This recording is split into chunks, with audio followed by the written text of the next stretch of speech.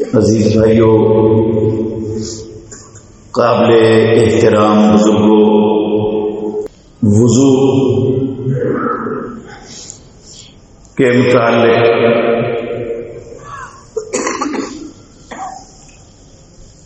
ہم نے پچھلے خطبات میں سنا وضو کی اہمیت، اس کی فرضیت، نماز کے لیے اس کا ضروری ہونا، اس کی فضیلت اور وضو کے بڑے بڑے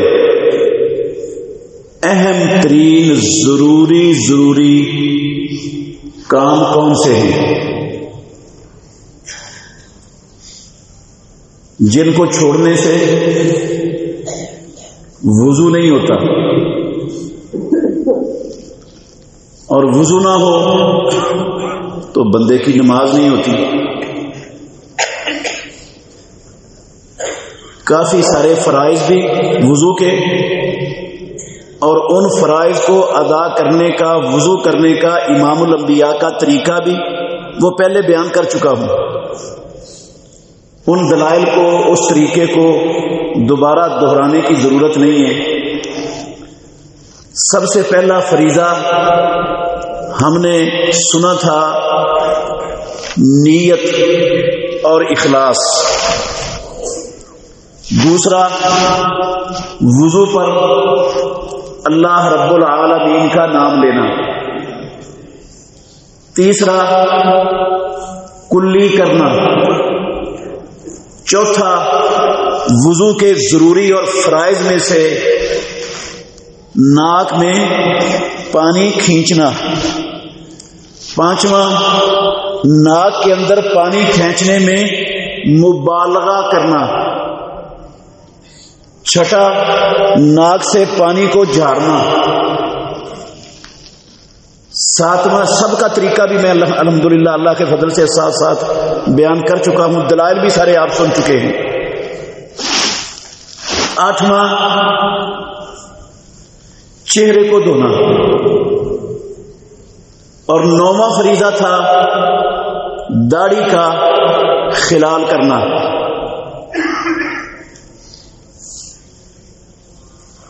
دسواں ضروری فریضہ تھا اپنے بازوؤں کو کہنیوں سمیت دھونا۔ 11واں تھا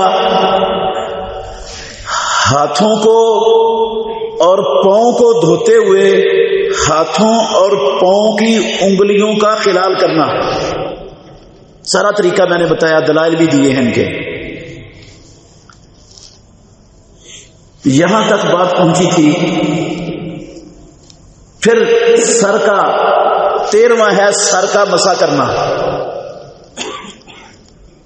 14واں فرض ہے وضو کے فرائض میں سے کانوں کا مسح کرنا۔ اس کے دلائل اور ان کا طریقہ تفصیل سے بیان ہو چکا ہے۔ وضو کے فرائض میں سے 14واں فریضہ ہے اپنے دونوں قدموں کو ٹخنوں تک دھونا۔ قرآن مجید میں سورہ مائدہ کی 6 نمبر آیت، اس میں آپ سن چکے ہیں، اللہ رب العالمین نے حکم دیا ہے کہ جب تم نماز کے لیے اٹھو تو اپنے چہروں کو دھو لو۔ یہ چہرے کو دھونے کا حکم ہے پروردگار کا، اور اپنے ہاتھوں کو کوہنیوں تک دھو لو، یہ بھی حکم دیا اللہ رب العالمین نے، اور اپنے سروں کا مسح کر لو، یہ بھی حکم دیا اللہ رب العالمین نے۔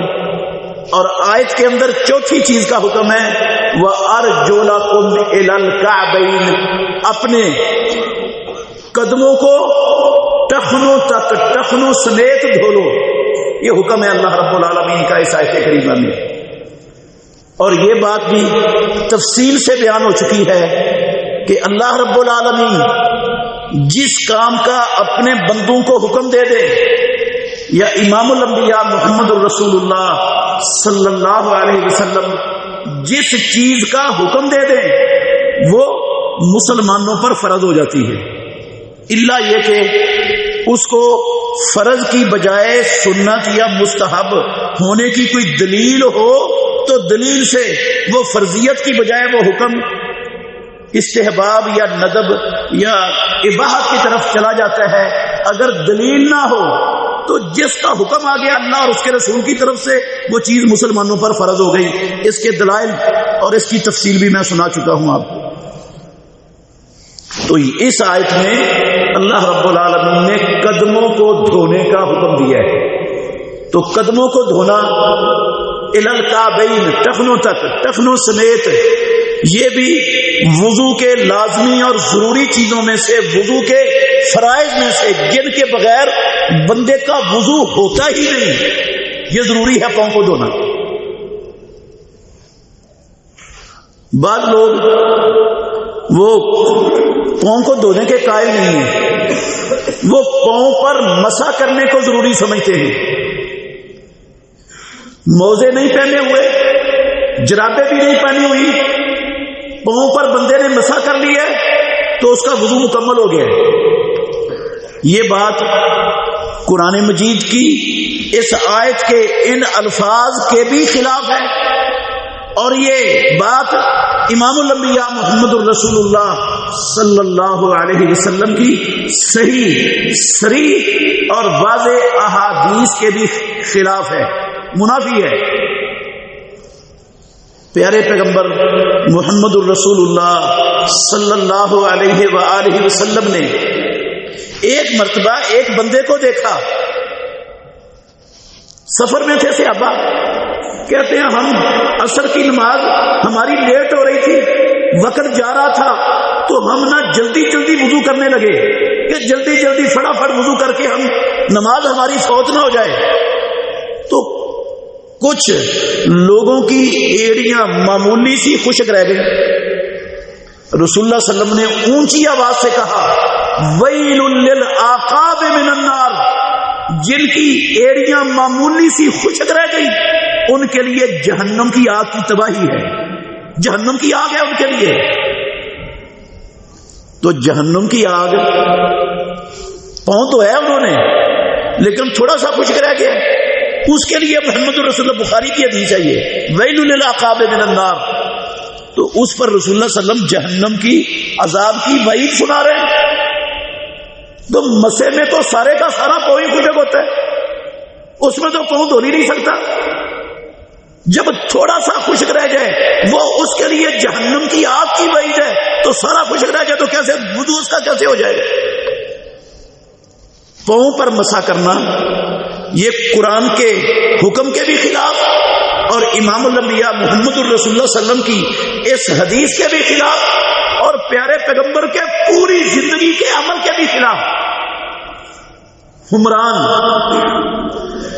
مولا عثمان بن عفان رضی اللہ عنہ کی حدیث صحیح بخاری شریف کے اندر ہے، پورا اللہ کے نبی کا وضو بیان کرتے کرتے وہ جب پاؤں پر پہنچے نا، کہا فَغَسَلَهُمَا إِلَى الْكَعْبَيْنِ ثَلَاثًا ثَلَاثًا، امام الانبیاء محمد الرسول اللہ صلی اللہ علیہ وسلم اپنے دونوں قدموں کو ٹخنوں تک تین تین مرتبہ دھوتے تھے، مسا نہیں کرتے تھے امام الانبیاء، پاؤں دھوتے تھے۔ یہ ساری زندگی کا معمول تھا محمد الرسول اللہ صلی اللہ علیہ وسلم کا، بغیر موزوں کے، بغیر جرابوں کے، پوری نبوی زندگی خاتم النبیین محمد الرسول اللہ صلی اللہ علیہ وسلم نے ایک مرتبہ بھی اپنے پاؤں پر وضو کرتے ہوئے مسا نہیں کیا، کسی صحیح چھوڑ کر کسی ضعیف حدیث کے اندر بھی پاؤں پر مسا کرنے کا نام و نشان نہیں ہے۔ صحیح حدیث تو دور کی بات ہے، ضعیف حدیث بھی کوئی نہیں ہے حدیث کے ذخیرے میں جو پیش کی جا سکے کہ محمد الرسول اللہ صلی اللہ علیہ وسلم نے بغیر موزوں کے اور بغیر جرابیں پہنے اپنے پاؤں پر مسا کیا ہو، ضعیف حدیث بھی نہیں ہے حدیث کے ذخیرے میں۔ تو جس کے متعلق نہ قرآن میں حکم بلکہ قرآن کے حکم کے خلاف پیارے پیغمبر کی ساری زندگی کے عمل کے خلاف، امام الانبیاء کی احادیث کے خلاف، وہ دین کیسے بن سکتا ہے؟ پاؤں دھونا فرض ہے، پاؤں کے اوپر مسح کرنے سے وضو نہیں ہوتا، اور جس بندے کا وضو نہیں ہے اس کی نماز ہی نہیں ہوتی، وہ ٹائم ضائع کر رہا ہے اپنا۔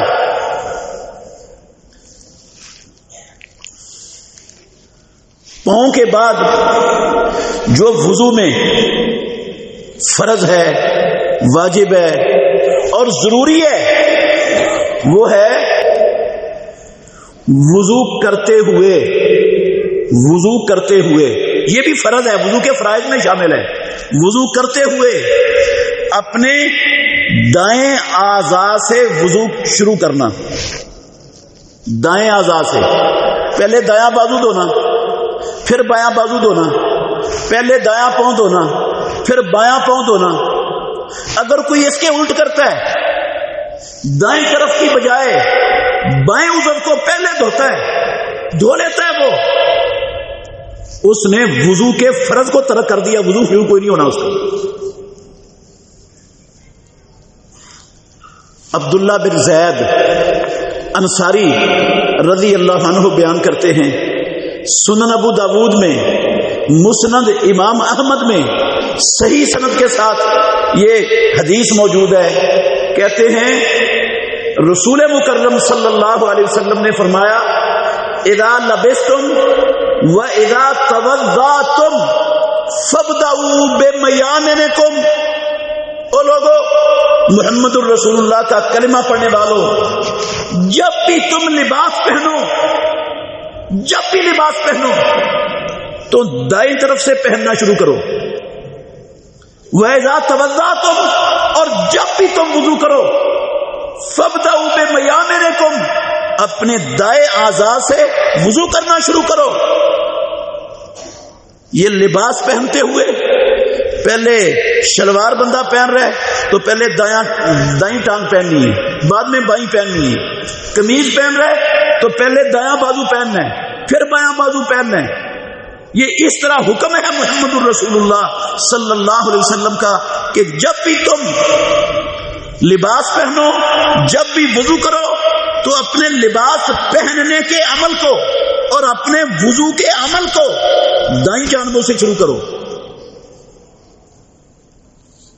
تو آپ سن چکے ہیں، آپ کو انشاءاللہ یاد ہو چکا ہے کہ رسول مکرم صلی اللہ علیہ وسلم جس چیز کا حکم دے دیتے ہیں وہ کام مسلمانوں پر فرض ہو جاتا ہے، اور اس کا حکم دیا ہے رسول اللہ صلی اللہ علیہ وسلم نے دائیں طرف سے شروع کرنے کا، تو دائیں طرف سے شروع کرنا یہ فرض ہے۔ اگر کوئی دائیں طرف سے شروع کرنے کی بجائے بائیں طرف سے شروع کرتا ہے تو اس نے وضو کے ایک فریضے کو، فرض کو چھوڑ دیے۔ وضو کا فرض جان بوجھ کے چھوڑتا ہے تو وضو نہیں ہونا اس کا۔ اس سے اگلا فرض ہے وضو کے فرائض میں سے مسلسل وضو کرنا، مسلسل۔ اس نے وضو شروع کیا، پاؤں دھونے تک مسلسل وضو کرتا رہے، یہ نہیں کہ چہرہ اس نے دھو لیا، وضو شروع کر دیا، ہاتھ دھو لیے، کلی کر لی، ناک میں پانی چڑھا لیا، مبالغہ کر لیا، ناک کو جھاڑ دیا، چہرہ بھی دھو لیا، اور پھر وہ کسی ایمرجنسی کال کو سننے لگ گیا مثال کے طور پر، اور کال سنتے سنتے کال لمبی ہو گئی، یا کسی بھی کام میں مصروف ہو گیا، وہ اس کی مصروفیت زیادہ ہو گئی، اس کے پچھلے اعضاء خشک ہو گئے۔ جب پچھلے اعضاء خشک ہو گئے نا، جو اس نے پہلے دھوئے تھے، آدھا وضو کیا تھا، تو اب واپس آ کر وہ آدھا آگے والا وضو نہیں کرے گا، وہ پچھلا وضو ختم ہو گیا ہے، اب دوبارہ نئے سرے سے وضو شروع کرے گا۔ وہ تسلسل، وضو کے اندر تسلسل یہ فرض ہے، حکم دیا ہے۔ اس کا بھی امام الانبیاء محمد الرسول اللہ صلی اللہ علیہ وسلم نے خالد بن معدان، وہ رسول اللہ صلی اللہ علیہ وسلم کے ایک صحابی سے بیان کرتے ہیں کہ رسول مکرم صلی اللہ علیہ وآلہ وسلم نے ایک بندے کو دیکھا اس کے پاؤں پر ایک درہم کی بقدر جگہ خشک تھی جو دھوئی نہیں گئی تھی. وضو کر کے آ چکا تھا وہ بندہ, نماز کے لیے تیار تھا, اللہ کے نبی کی نظر پڑی, اس کے پاؤں میں ایک درہم کی جگہ وہ خشک تھی, اس کو پانی نہیں لگا تھا وضو کرتے ہوئے. تو پیارے پیغمبر محمد الرسول اللہ صلی اللہ علیہ وسلم نے اس کو حکم دیا, اسے امرہ, آپ نے اس کو حکم دیا ان یعید الوضوء والصلاۃ, اپنا وضو بھی لوٹائے اور جو اس وضو کے ساتھ جتنی نماز پڑھ چکا ہے وہ بھی دوبارہ پڑھے.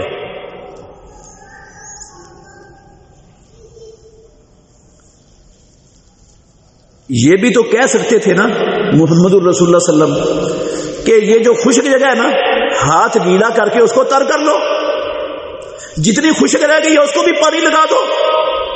یہ نہیں کہا امام الانبیاء نے کہ اس باقی تو سارے اعضائے وضو آپ نے دھو لیے, وضو کی نیت سے دھوئے, اللہ کے نبی کے طریقے پر دھوئے, سارے فرائض کا آپ نے اہتمام کیا, کوئی شک نہیں, لیکن یہ اتنی کو جگہ خشک رہ گئی ہے, اب اتنی جگہ کو گیلا کر لو مزید. یہ نہیں کہا اللہ کے نبی نے, نہ اسے یہ حکم دیا کہ اپنے پاؤں دھو لو دوبارہ. پاؤں وضو کرتے کرتے سب سے آخری عضو تو پاؤں ہی ہے نا دھونے والا وضو میں, تو پاؤں میں اس کے جگہ خشک تھی درہم کے بقدر.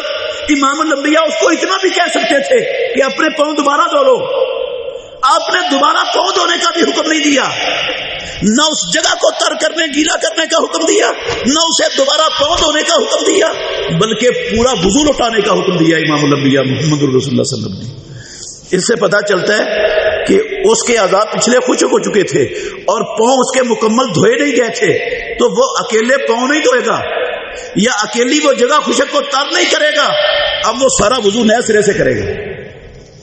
صحیح مسلم شریف کے اندر بھی حدیث ہے, صحیح مسلم میں عمر ابن الخطاب رضی اللہ عنہ مسلمانوں کے دوسرے خلیفہ راشد ہیں. یہ 243 نمبر حدیث ہے صحیح مسلم شریف کی, نوٹ کر لیں, 243 نمبر صحیح مسلم شریف کی حدیث ہے.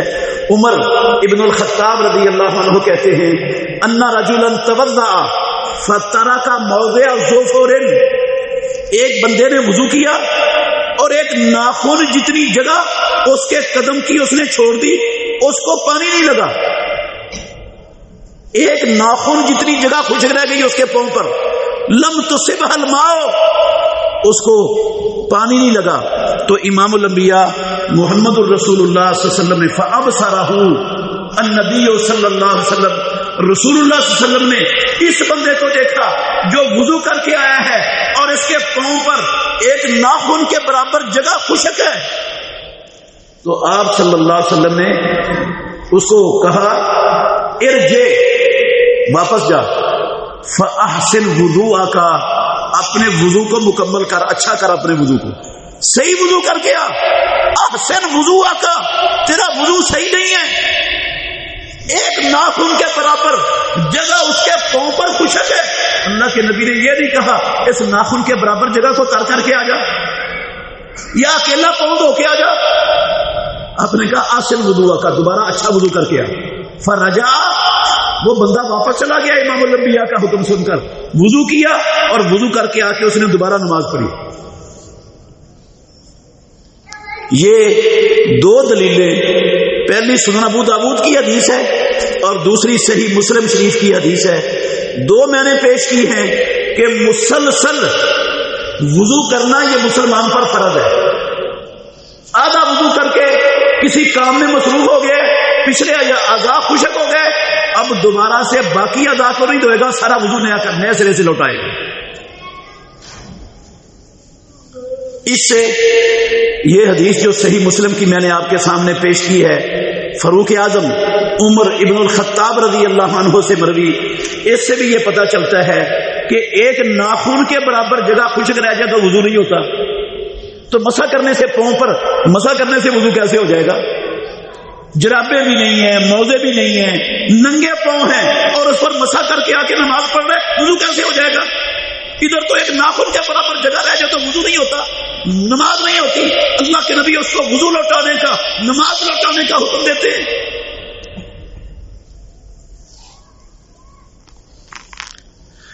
وضو کے فرائض میں سے ایک یہ بعض لوگ کہتے ہیں کہ ترتیب یہ بھی فرض ہے، یہ اختلافی مسئلہ ہے، اہل علم کے ہاں یہ اختلافی مسئلہ ہے۔ ترتیب کا مطلب ہے جس طرح اللہ کے نبی نے ساری زندگی وضو کیا اسی طرح وضو کرنا فرض ہے، لیکن اس کا محمد الرسول اللہ صلی اللہ علیہ وسلم نے اس ترتیب سے حکم نہیں دیا ہے، اور بغیر حکم کے صرف نبی مکرم صلی اللہ علیہ وسلم کا عمل اس سے فرضیت ثابت نہیں ہوتی کسی چیز کی۔ اس لیے راجع اس بات میں یہ ہے کہ ترتیب فرض نہیں ہے، بلکہ ایک حدیث موجود ہے صحیح ابن خزیمہ میں، مستدرک حاکم کے اندر بھی موجود ہے۔ صحابی بیان کرتے ہیں کہ رسول مکرم صلی اللہ علیہ وسلم آپ نے وضو کیا، اپنے ہاتھوں کو 3 مرتبہ دھویا، پھر آپ نے اپنی کلی کی ناک میں پانی چڑھایا، 3 مرتبہ یہ کام کیا، پھر آپ نے 3 مرتبہ اپنے چہرے کو دھویا، اور نہ اپنے ہاتھ دھوئے 3 مرتبہ، اپنے چہرے کو دھویا 3 مرتبہ، پھر اپنے بازوؤں کو دھویا 3 مرتبہ، اور پھر محمد الرسول اللہ صلی اللہ علیہ وسلم نے کلی کی اور ناک میں پانی چڑھایا۔ وہ ہاتھ دھونے کے بعد بیان کیا صحابی نے۔ یہ حدیث حسن درجے کی ہے، قابل حجت ہے۔ عام طور پر امام الانبیاء محمد الرسول اللہ صلی اللہ علیہ وسلم چہرہ دھونے سے پہلے ہاتھ دھونے کے بعد کلی کرتے تھے، ناک میں پانی چڑھاتے تھے، پھر ناک سے پانی جھاڑتے تھے، لیکن اس حدیث میں صحابی نے کیا بیان کیا ہے کہ پیارے پیغمبر نے 3 مرتبہ بازو دھونے کے بعد کلی کی اور ناک میں پانی چڑھا کے ناک سے پانی کو جھاڑا۔ اس حدیث کی بنیاد پر راجع قول اہل علم کے اقوال میں سے یہی ہے کہ ترتیب فرض نہیں ہے، وضو میں افضل ہے، اولا ہے، بہتر ہے، فرض نہیں ہے۔ اگر ترتیب بدل جاتی ہے تھوڑی بہت، یہ فرق پڑ جاتا ہے، جس طرح اللہ کے نبی کی ترتیب میں اس حدیث میں فرق بیان ہوا ہے تو وضو ہو جائے گا اس کا۔ لیکن جان بوجھ کے ہمیشہ ترتیب بدلنا اللہ کے نبی نے زندگی میں صرف 1 مرتبہ کیا، ہمیشہ نہیں کیا یہ۔ اور آپ کی ترتیب میں صرف اور صرف یہ کلی کرنا اور ناک پہ پانی چڑھانا، اس کی ترتیب میں فرق ہے، باقی پورے وضو میں کہیں بھی فرق نہیں ہے۔ چونکہ یہ حدیث حسن ہے، اس لیے اس حدیث کی بنا پر ہم ترتیب کو فرض قرار نہیں دے سکتے۔ یہ ہیں جو وضو کے اندر فرائض ہیں، جن کے بغیر وضو نہیں ہوتا۔ جو فرض کو چھوڑتا ہے وہ گناہ گار بھی ہوتا ہے اور اس کا وضو بھی نہیں ہوتا، جان بوجھ کے جو چھوڑ دیتا ہے۔ عام طور پر ہمارے معاشرے میں اسکول کی کتابوں میں بھی اور بعض دوسری لوگوں کی کتابوں میں بھی یہ لکھا ہوا ہوتا ہے کہ وضو کے 4 فرائض ہیں، وضو کے صرف 4 فرائض ہیں۔ اسکول کی کتابوں میں بھی آپ نے پڑھا ہوگا، بعض لوگوں کی کتابوں میں بھی یہ لکھا ہوا ہے وضو کے صرف 4 فرائض ہیں، جبکہ میں نے آپ کو دلائل کے ساتھ 14-15 کے قریب بلکہ 16 کے قریب گنوا دیے۔ وہ 4 جو 4 کے قائل ہیں وہ کس بنیاد پر ہیں؟ وہ کہتے ہیں کہ قرآن مجید میں صرف اللہ رب العالمین نے 4 اعضاء کو، 3 کو دھونے کا اور 1 کے مسح کرنے کا حکم دیا ہے۔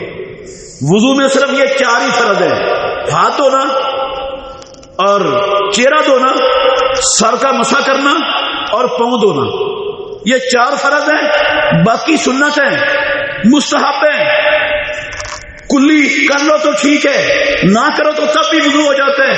ناک میں پانی چڑھا لو تو ٹھیک ہے، نہ بھی چڑھاؤ تب بھی ہو جاتا ہے۔ مبالغہ کرو تو ٹھیک ہے، نہ بھی کرو تو تب بھی وضو ہو جاتا ہے۔ ناک کو جھاڑو تو ٹھیک ہے، نہ بھی جھاڑو تب بھی وضو ہو جاتا ہے۔ داڑھی کا خلار کرو تو ٹھیک ہے، نہ کرو تو کوئی مسئلہ نہیں، یہ فرض نہیں ہے۔ انگلیوں کا خلال کرو، حکم ہے محمد رسول اللہ صلی اللہ علیہ وسلم کا، کرو تو ٹھیک ہے، نہ کرو تو تب بھی وضو ہو جاتا ہے۔ ان ساری چیزوں کو فرائض سے نکال کر سنت بنا دی ہے بعض لوگوں نے، اور قاعدہ یہ سمجھا کہ جس کا حکم قرآن میں آ جائے وہ چیز فرض ہوتی ہے، اور جس کا حکم قرآن میں نہ آئے حدیث میں آ جائے وہ سنت ہوتی ہے۔ یہ قاعدہ میرے بھائیوں قرآن کے بھی خلاف ہے اور محمد الرسول اللہ صلی اللہ علیہ وسلم کی صحیح احادیث کے بھی خلاف ہے۔ یہ قاعدہ ہی غلط ہے۔ جس قاعدے پر یہ بنیاد بنائی ہے نا وضو کے 4 فرضوں کی، یہ قاعدہ ہی غلط ہے۔ نہ اس قاعدے کی دلیل قرآن مجید سے کوئی پیش کر سکتا ہے، نہ اس قاعدے کی دلیل محمد الرسول اللہ صلی اللہ علیہ وسلم کی سنت اور حدیث سے پیش کی جا سکتی ہے۔ یہ قرآن کے بھی خلاف اور حدیث کے بھی خلاف غلط قاعدہ ہے۔ یہ بات یاد رکھیں آپ، جو حکم قرآن کا ہے وہ اللہ کا حکم ہے، کوئی شک نہیں ہے اس میں، لیکن جو حکم محمد الرسول اللہ صلی اللہ علیہ وسلم کا ہے میرے بھائیوں مسلمان کو اس میں بھی شک نہیں ہونی چاہیے، وہ حکم بھی اللہ رب العالمین کا ہے، امام الانبیاء کا حکم بھی اللہ کا حکم ہے۔ قرآن میں لکھا ہوا ہے وما ينطق عن الهوى ان هو الا وحی یوحی، میرے نبی محمد صلی اللہ علیہ وسلم وہ اپنی زبان سے کوئی حکم نہیں دیتے مگر وہ اللہ رب العالمین کی وحی ہوتی ہے جو حکم دیتے ہیں، جو بولتے ہیں جو کہتے ہیں دین کے معاملے میں، دین کے حوالے سے، دین کے تعلق سے، امام الانبیاء کا دین کے تعلق سے ہر قول ہر حکم وہ اللہ کی وحی ہے، اللہ کی وحی کے بغیر وہ بولتے ہیں دین کے معاملے میں۔ تو جو اللہ کی وحی ہے یہ کلی کرنے کا حکم اللہ نے وحی کیا، محمد الرسول اللہ صلی اللہ علیہ وسلم نے وہ ہمیں حکم دے دیا۔ ناک میں پانی چڑھانے میں مبالغہ کرنا اللہ کا حکم ہے، محمد الرسول اللہ صلی اللہ علیہ وسلم کے ذریعے اللہ نے ہم تک پہنچا دیا۔ ناک سے پانی کو جھاڑنا، داڑھی کا خلال کرنا، انگلیوں کا خلال کرنا، یہ سارے فرائض جو میں نے آپ کے سامنے رکھے یہ اللہ کے حکم ہے۔ جس طرح قرآن اللہ کا حکم ہے اس طرح محمد الرسول اللہ صلی اللہ علیہ وسلم کی صحیح ثابت شدہ احادیث بھی اللہ رب العالمین کا حکم ہے، کیونکہ رسول اللہ صلی اللہ علیہ وسلم اللہ کا دین پہنچانے آئے تھے۔ آپ کی ذمہ داری اللہ کا دین اللہ کے بندوں تک پہنچانا تھا، اور آپ صلی اللہ علیہ وسلم نے جو کچھ اللہ نے اپنے نبی پر اتارا، جو وحی کی، وہ ایک چیز محمد الرسول اللہ صلی اللہ علیہ وسلم نے امت تک پہنچانے کا حق ادا کر دیا۔ قرآن مجید سے بھی پتہ چلتا ہے، اللہ نے کہا، الفاظ پر غور کرنا، سورہ نساء کی آیت ہے وَمَن یُطِعِ الرَّسُولَ فَقَدْ أَطَاعَ اللَّهَ، اللہ نے کہا جو محمد الرسول اللہ صلی اللہ علیہ وسلم کی اطاعت کرے گا فَقَدْ أَطَاعَ اللَّهَ، یقیناً اس نے اللہ رب العالمین کی اطاعت کی ہے۔ کیوں کہا اللہ نے جو محمد الرسول اللہ کی اطاعت کرے گا یقیناً اس نے اللہ کی اطاعت کی؟ اس لیے کہ محمد الرسول اللہ صلی اللہ علیہ وسلم اللہ کے حکم کے بغیر کوئی حکم دیتے ہی نہیں۔ امام الانبیاء کا حکم اللہ کا حکم ہوتا ہے۔ جس طرح قرآن اللہ کا حکم ہے اس طرح محمد الرسول اللہ کی سنت اور حدیث میں صحیح احادیث جو ثابت شدہ ہیں ان کے اندر جو حکم ہے وہ بھی اللہ کے حکم ہے۔ جس طرح قرآن اللہ کی کتاب ہے نا میرے محترم بھائیوں، محمد الرسول اللہ صلی اللہ علیہ وسلم کی حدیث بھی اسی طرح اللہ کی کتاب ہے۔ میں نے نہیں کہا یہ میرے منہ کی بات نہیں ہے، صحیح بخاری شریف کے اندر حدیث ہے، امام الانبیاء نے کہا ایک شخص محمد الرسول اللہ صلی اللہ علیہ وسلم کے پاس آیا مسئلہ پوچھنے کے لیے، میں سنانے لگا ہوں دلیل اس بات کی کہ یہ میرے منہ کی بات نہیں ہے کہ اللہ کے نبی کی حدیث وہ کتاب اللہ ہے۔ کتاب اللہ صرف قرآن نہیں ہے، پیارے پیغمبر کی حدیث بھی کتاب اللہ ہے۔ اس کی دلیل دینے لگا ہوں، صحیح بخاری میں حدیث ہے، بندہ آیا رسول اللہ صلی اللہ علیہ وسلم کے پاس، مسئلہ پوچھا آ کر، کہنے لگا اللہ کے نبی میرا بیٹا فلاں بندے کے پاس نوکر تھا، ملازم تھا، میرے بیٹے نے وہ جس کے پاس یہ نوکری کرتا تھا، ملازمت کرتا تھا، اس کی بیوی کے ساتھ بدکاری کا ارتکاب کیا. یہ دونوں بدکاری میں پکڑے گئے. لوگوں نے مجھے مسئلہ بتایا، یہ مسئلہ پوچھ رہا ہے آقا رسول اللہ صلی اللہ علیہ وسلم سے، لوگوں نے مجھے مسئلہ بتایا کہ تم 100 بکریاں دے دو اور ایک لونڈی دے دو اس کو اور اپنے بیٹے کو لے جاؤ، یہ سزا ہے تیری.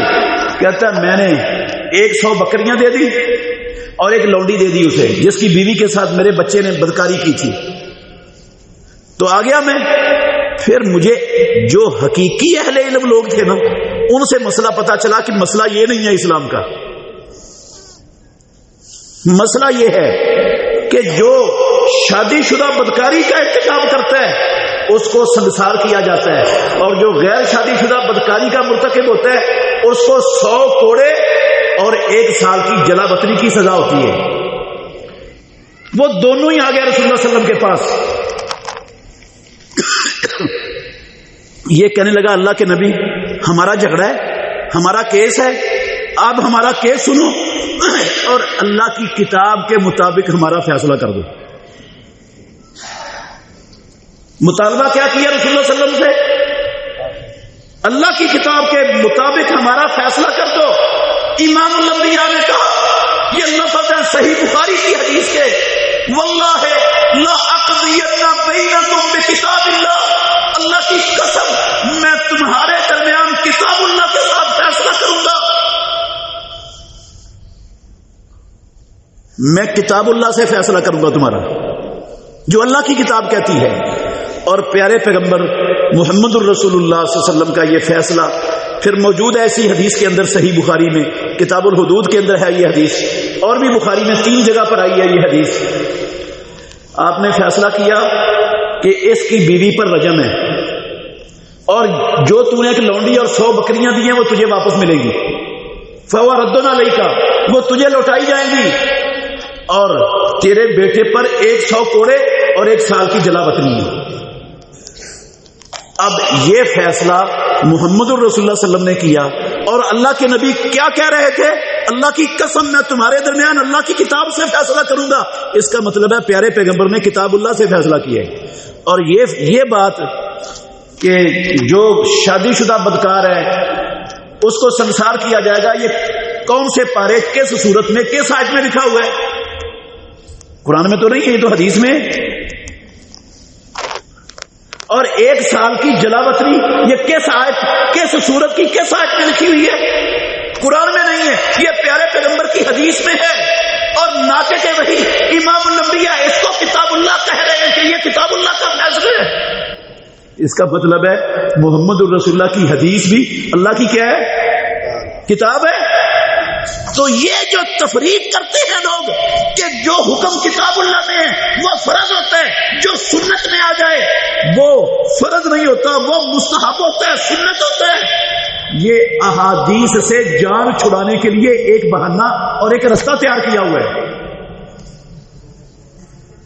حدیث کو رد کرنے کا راستہ نکالا ہوا ہے مسلمانوں نے. وہ حدیث جو ان کی رائے کے، ان کی سوچ کے، ان کے فکر کے، ان کے مسلک کے، فرقے کے جو خلاف جاتے ہیں نا، ان حدیثوں سے کیسے جان چھڑانی ہے اس کے لیے لوگوں نے اصول بنائے ہوئے.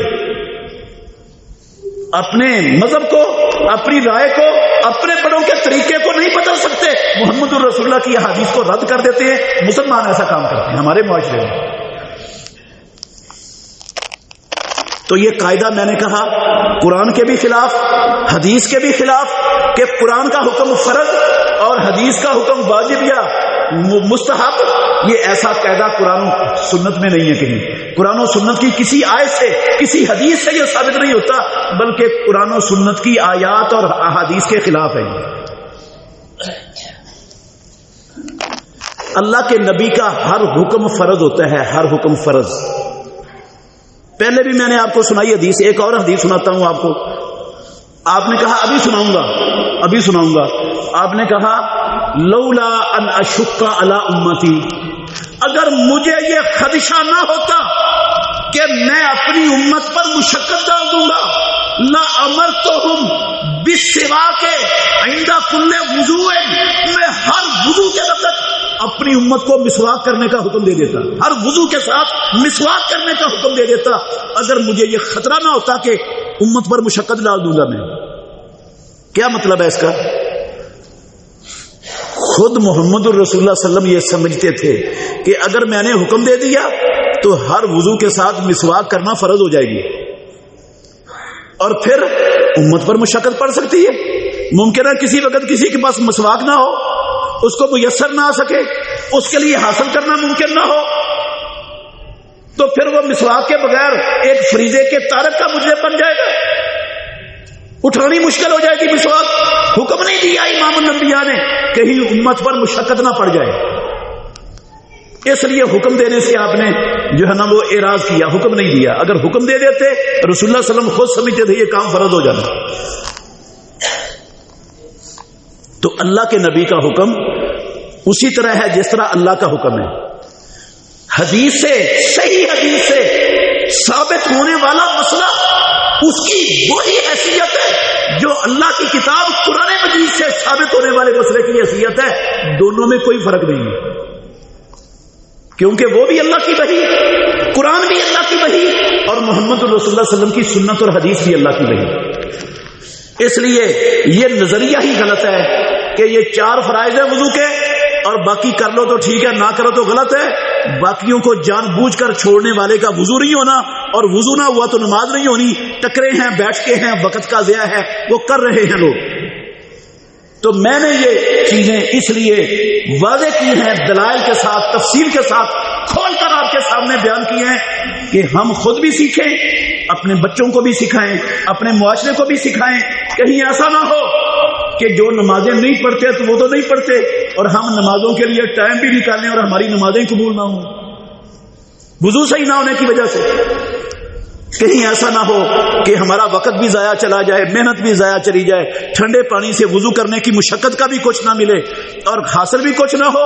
اس سے بہتر ہے ہم اللہ کے نبی کا طریقہ سیکھیں اور ایک ایک چیز امام الانبیاء کے طریقے کے مطابق بنانے کی کوشش کریں. جس کا آپ نے حکم دے دیا کسی شکل میں، کسی صورت میں، کسی حالت میں، اس کو چھوڑنے کے لیے تیار نہ ہو. اس لیے مت چھوڑیں کہ ہمارے بڑے نہیں کہتے یہ بھئی محمد الرسول اللہ سے بڑا کون ہے؟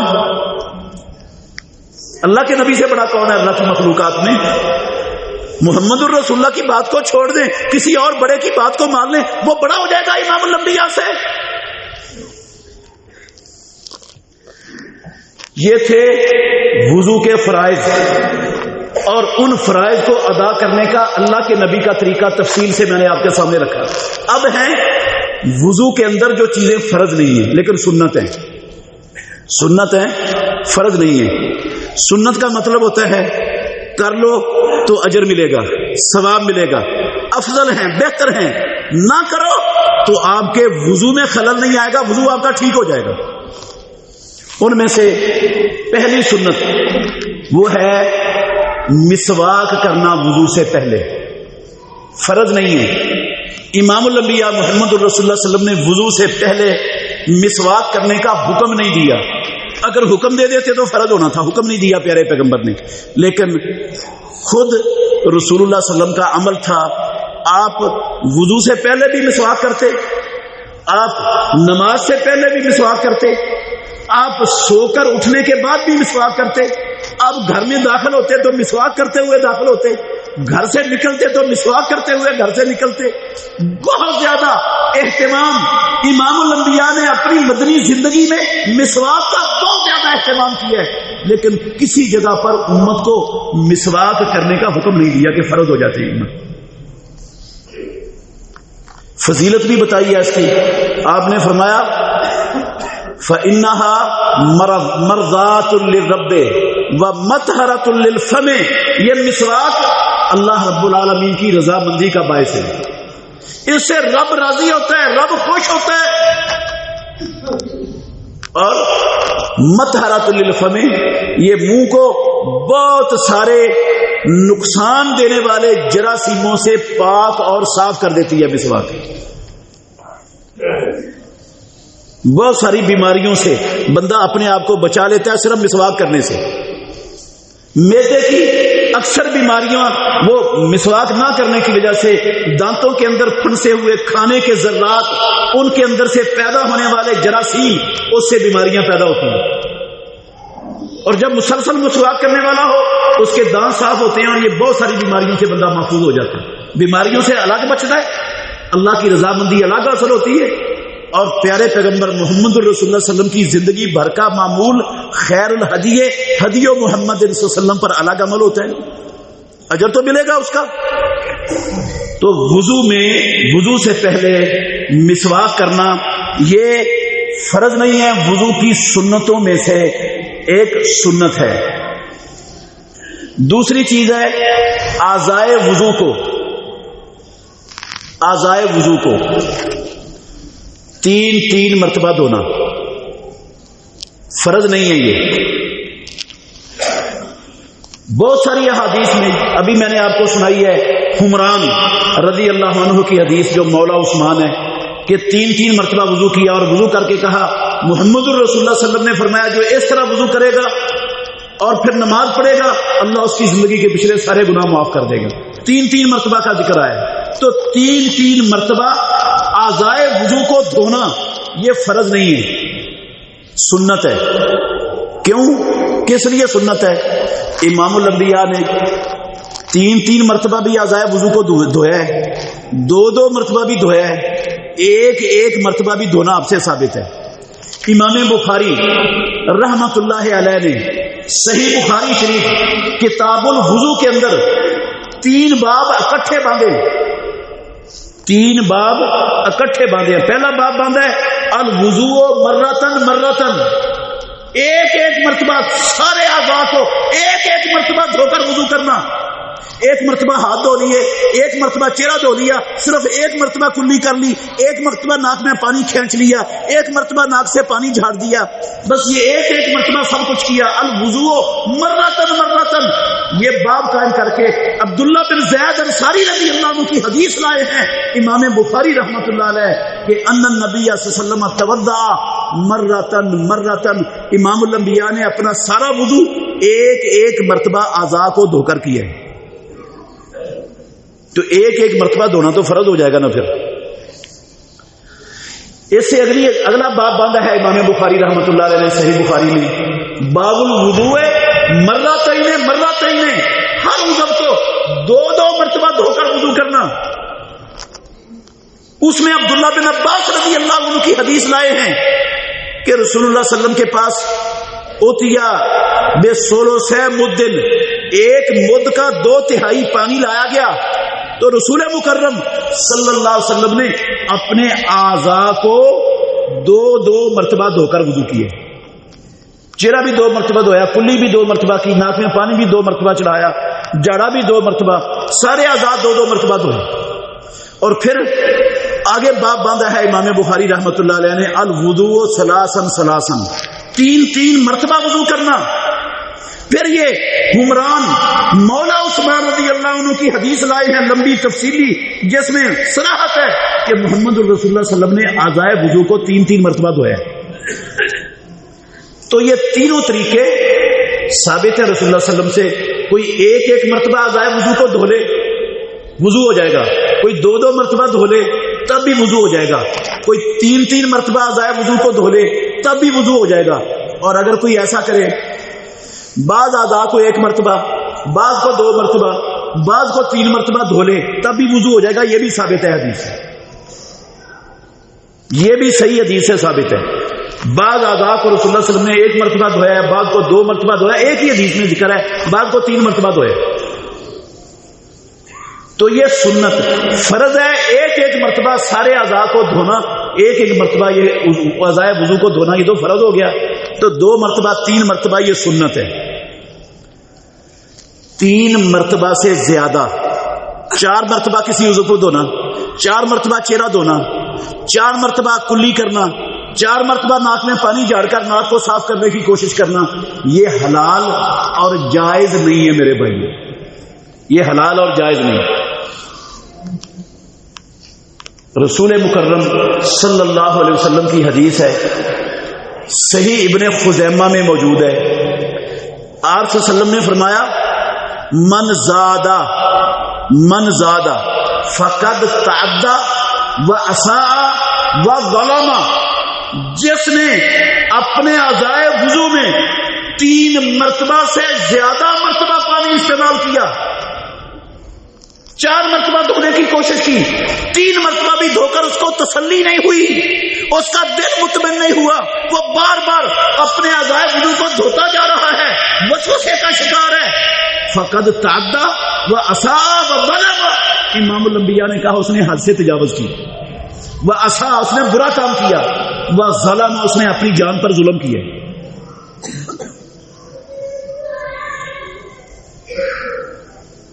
بعض لوگ نا، آپ نے دیکھا ہوگا، میں نے کئی لوگوں کو دیکھا ہے، وہ جب اپنے بازو دھوتے ہیں نا، پہلے 2-3 مرتبہ ہاتھ پھیر لیتے ہیں. یہ بازو کو 3 مرتبہ دھونے کا طریقہ کیا ہے؟ ایک تو طریقہ یہ ہے کہ پانی آپ لوٹے سے لے رہے ہیں، ایک چلو لیا اور اچھی طرح پھیر دیا، یہ 1 مرتبہ دھو ہو گیا. پھر دوسرا چلو لیا، بازو پر پھیر دیا، 2 مرتبہ ہو گیا. پھر تیسرا چلو لیا، اس کو پھر بازو پر پھیر دیا، پورے ہاتھ کو چلو پانی کے کو، یہ 3 مرتبہ ہو گیا. یا آپ ٹوٹی چل رہی ہے، ٹوٹی کے نیچے بازو کو 1 مرتبہ کیا تو یہ 1 مرتبہ دھویا گیا، دوسری مرتبہ کیا تو دوسری مرتبہ دھویا گیا، تیسری مرتبہ کیا تو تیسری مرتبہ دھویا گیا. یہ 3 مرتبہ کر کے نہ دھو کر پھر وہ کیا کرتے، ایسے پانی کا چلو بھرتے اور ایسے کرتے، سارے بازو پر پھر چلانے کی کوشش کرتے ہیں. وہ 6 مرتبہ دھو لیتے ہیں ایک بازو کو. یہ پیارے پیغمبر محمد الرسول اللہ صلی اللہ علیہ وسلم کے اس فرمان کے مطابق وہ اپنی جان پر بھی ظلم کر رہے ہیں، حد سے زیادتی بھی کر رہے ہیں، اور اچھا کام نہیں کر رہے. اس کو اللہ کے نبی نے برا کام قرار دیا ہے. فقط تعدی و اساء و ظلم. اگر کوئی ایسا بندہ ہے جو وضو کے دوران وسوسوں کا شکار ہوتا ہے، اس کو تسلی نہیں ہوتی کہ میرا وضو ہوا ہے یا نہیں ہوا، بار بار دھونے کی کوشش کرتا ہے، پھر تسلی نہیں ہوتی، پھر دھوتا ہے، اس کو 3 مرتبہ سے زیادہ کوشش بھی نہیں کرنی چاہیے. اور اعوذ باللہ من الشیطان الرجیم پڑھ کر ایسے بندے کو اپنے بائیں کندھے کی طرف رخ کر کے تھو تھو تھو کر دینا چاہیے. تھو کی فوار اس کے کندھوں پر پڑے، کندھے پر پڑے. یہ عمل کرے گا تو یہ شیطان ہے جو اس کو وسوسوں کی بیماری میں مبتلا کیے ہوئے ہے، وہ ذلیل ہو جائے گا، دفع ہو جائے گا، اور اس کی جان چھوٹ جائے گی ان وسوسوں سے. تو 3 مرتبہ، 2 مرتبہ، ایک مرتبہ، بعض آزاد 2 مرتبہ، بعض 3 مرتبہ، بعض 1 مرتبہ، یہ سارا امام الانبیاء محمد الرسول اللہ صلی اللہ علیہ وسلم سے ثابت ہے. ہر عضو کو 3 مرتبہ دھونا فرض نہیں ہے، اور 3 مرتبہ سے زیادہ مرتبہ دھونے کی کسی عضو کو اجازت نہیں ہے اسلام کے اندر. تیسری سنت ہے میرے بھائیوں، چلیں باقی انشاءاللہ الرحمن اگلے خطبہ جمعہ میں بتاؤں گا کہ وضو میں مسنون عمل اور کون کون سے ہیں، اور وضو کن کن چیزوں سے ٹوٹ جاتا ہے ہمارے معاشرے میں. اچھا، اس سے بھی پہلے بڑا ضروری اور اہم مسئلہ ہے یہ موزوں پر اور جرابوں پر مسح کرنے کا. اس کی شریعت میں کیا حیثیت ہے؟ اگر بندے نے موزے پہنے ہوئے ہیں، جرابیں پہنی ہوئی ہیں، تو اس کا وضو ہوتا ہے یا نہیں ہوتا؟ مسح کرنے سے ہوتا ہے. تو کیوں ہوتا ہے؟ نہیں ہوتا تو کیوں نہیں ہوتا؟ کیسے ہوتا ہے؟ اس کی کیا شرطیں ہیں؟ وہ موزے کیسے ہونے چاہیے؟ کہاں تک ہونے چاہیے؟ اس کی مدت کب شروع ہوتی ہے، کب ختم ہوتی ہے؟ یہ ساری تفصیل انشاءاللہ الرحمن اگلے خطبہ جمعہ میں سنتوں کے ساتھ بیان کروں گا. جو باقی سنتیں رہ گئیں کہ یہ جرابوں پر اور موزوں پر مسح کرنے کی اسلام میں شرعی حیثیت کیا ہے، اور اس کے کیا دلائل ہیں، کیا ثبوت ہے، اور کیا طریقہ ہے، انشاءاللہ الرحمن یہ سیکھیں گے. اللہ ہم کو سمجھنے کی اور عمل کرنے کی توفیق عطا فرمائے. آخر دعوانا ان الحمدللہ رب العالمین.